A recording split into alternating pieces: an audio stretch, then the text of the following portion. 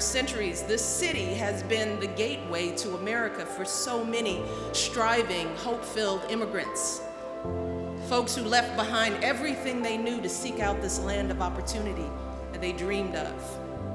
And so many of those folks, for them, this school was the gateway to actually realizing that opportunity in their lives, funded on the fundamental truth that talent and ambition know no distinctions of race, nationality, wealth, or fame, and dedicated to the ideals that our founding fathers put forth more than 2 centuries ago, that we are all created equal, all entitled to life, liberty, and the pursuit of happiness. City College became a haven for brilliant, motivated students of every background, a place where they didn't have to hide their last names or their accents or put on any kind of airs, because the students at this school were selected based not on pedigree, but on merit and merit alone.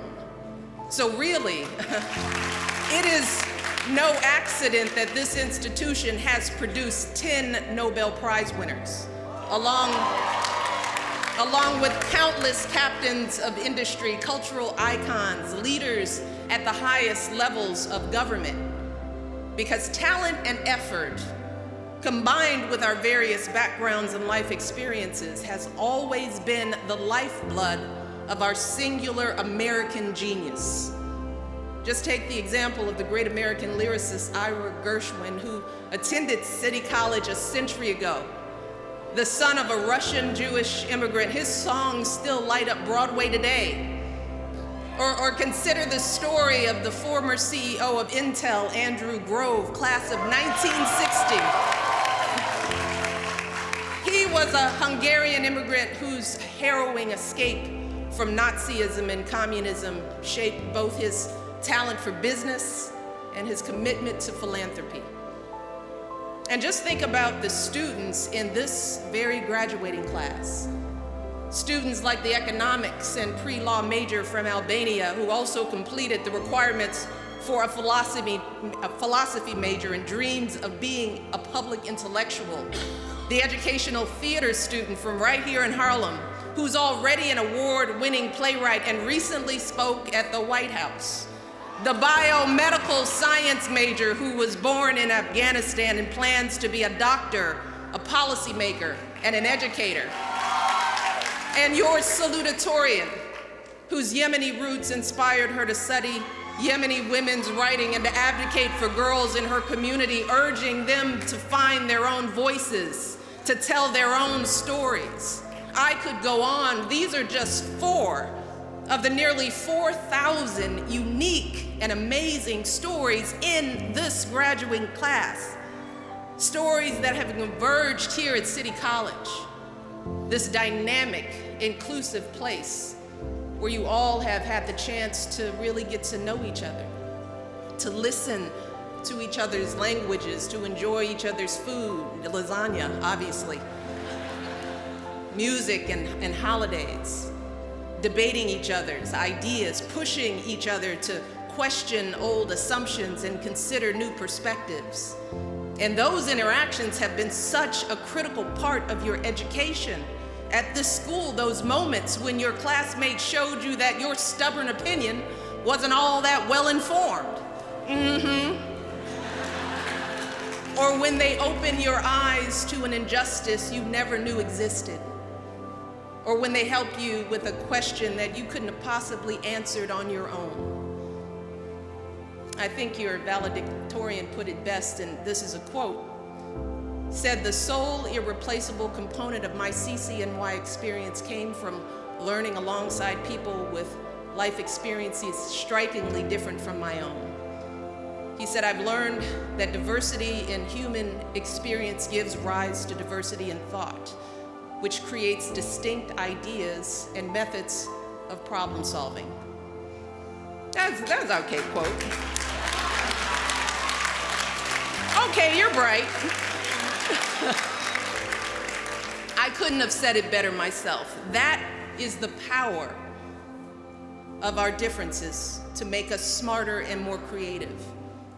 And that is how all those infusions of new cultures and ideas, generation after generation, created the matchless alchemy of our melting pot and helped us build the strongest, most vibrant, most prosperous nation on the planet, right here. But unfortunately, graduates, despite the lessons of our history and the truth of your experience here at City Colleges, some folks out there today seem to have a very different perspective. They seem to view our diversity as a threat to be contained rather than as a resource to be tapped.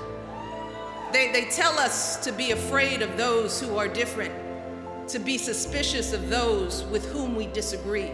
They act as if name-calling is an acceptable substitute for thoughtful debate, as if anger and intolerance should be our default state rather than the optimism and openness that have always been the engine of our progress.